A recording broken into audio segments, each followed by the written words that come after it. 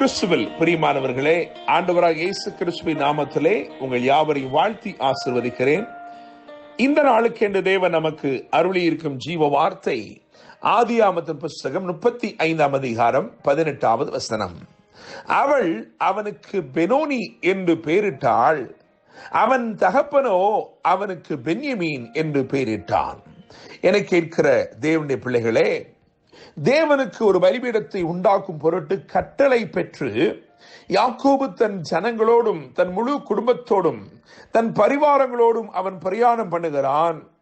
அவன் இப்படியாய் பிரயாணம் பண்ணி போகிற அந்த பாதையிலே எப்பிராத்தா எனப்பட்ட பெத்லெகேமுக்கு சமீபமாய் வந்து கொண்டிருக்கிற பொழுது ராகேல் பிள்ளை பெறுகிறாள்.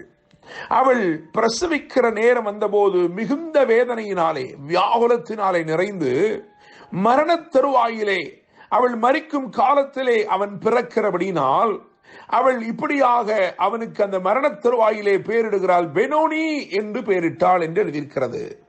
என்னை கேட்கும் தேவனுடைய பிள்ளைகளே, புதிதாய் பிறந்த பிள்ளை அதற்கு வழங்கப்பட்ட அந்த பெயர் பெனோனி என்று சொன்னால் வேதனையின் மகன் என்று அர்த்தம்.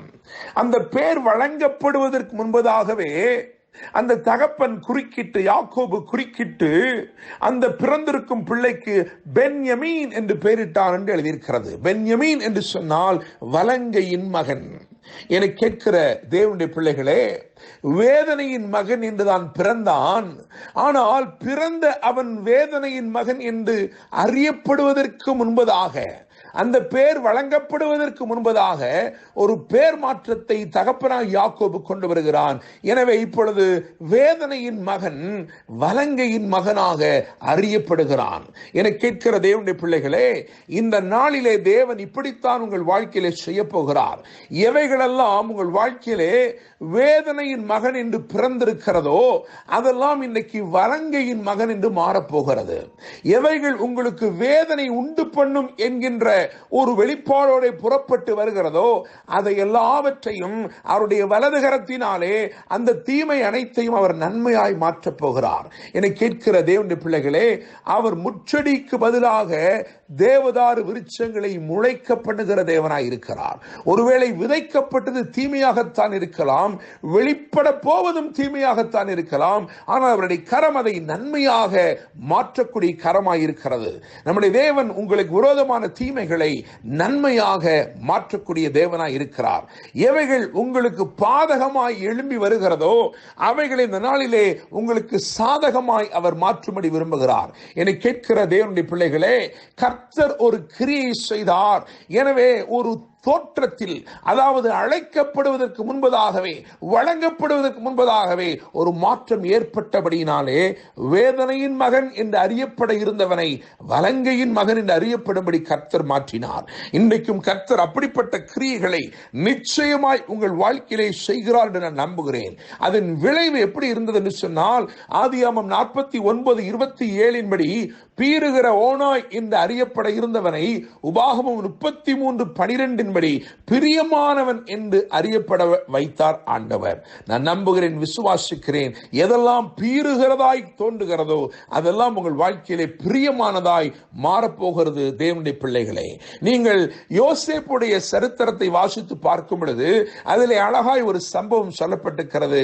ஆதியாகமம் 43:34 கவனிக்கும் பொழுது, யோசேப்பு தனக்கு முன்பதாக தான் யாரென்றே அறிந்து கொள்ளாத தன் சகோதரர்களுக்கு பந்தி இருக்க கட்டளையிட்டு அவர்களை பந்தி பந்தியாய் வைத்து அவர்களுக்கு பங்குகளை அனுப்பின பொழுது அங்கேயும் இந்த பென்யமீனை விசேஷப்படுத்தும்படி 5 மடங்கு, அந்த பங்கு 5 மடங்கு இருந்தது என்று எழுதியிருக்கிறது.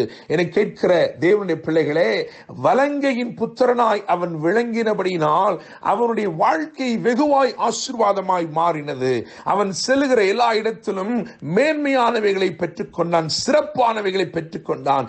இன்று கர்த்தர் உங்கள் வாழ்க்கையிலே கிரியை செய்ய போகிறார். போகிறபடினால் நிச்சயமாய் நீங்கள் மேன்மையானவைகளை, சிறப்பானவைகளை, மற்றவர்களை விட விசேஷமானவைகளை பெற்றுக்கொள்ளப் போகிறீர்கள்.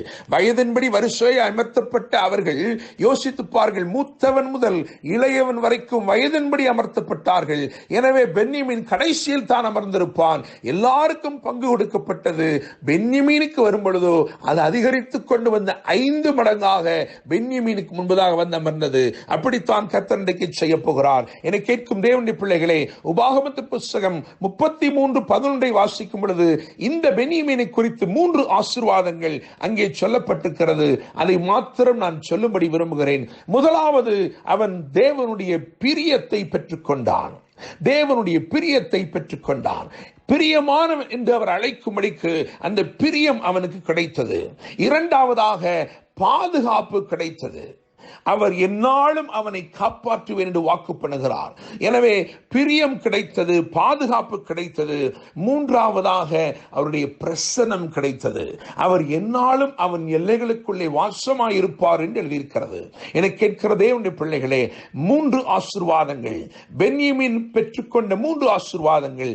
தேவனுடைய பிரியத்தை பெற்றுக்கொண்டான், தேவனுடைய பாதுகாப்பை பெற்றுக்கொண்டான், தேவனுடைய பிரசன்னத்தால் நிரப்பப்பட்டான். என்னை கேட்கும் தேவனுடைய பிள்ளைகளே, எவைகளெல்லாம் உங்கள் வாழ்க்கையிலே, எவைகளெல்லாம் இன்றைக்கு வேதனை உண்டாக்கும்படி வெளிப்படுகிறதோ அவைகளெல்லாம் தம்முடைய வலது கரத்தினாலே நன்மையாக மாற்றி உங்களை ஆசீர்வதித்து வாழ வைப்பாராக.